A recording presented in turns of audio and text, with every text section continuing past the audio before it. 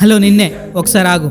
ఈరోజు నువ్వు గర్వంగా స్వతంత్రంగా తిరుగుతున్నావంటే దానికి కారణం ఇలాంటి మహానుభావులు ప్రాణాలు అర్పించడం వల్ల మాత్రమే. నాకు నచ్చినట్టు ఉంటాను, బానిసత్వం చెయ్యను, నాకు నచ్చిన మతం తీసుకుంటాను, రాజ్యాంగం రాసుకుంటాను అన్న ఆలోచనలు నిజం చేసింది ఈ రియల్ హీరోసే. వాళ్ళు చేసిన త్యాగమే.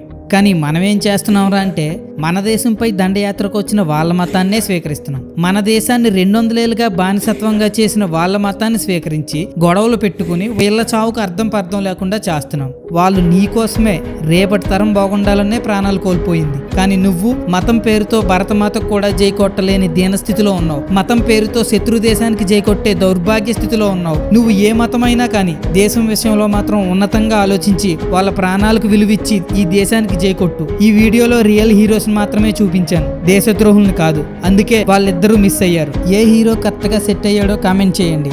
మీ ఫ్రెండ్ వెయిటింగ్ అక్కడ. కొంచెం ఈ వీడియో షేర్ చేయండి, వాళ్ళు కూడా చూస్తారు.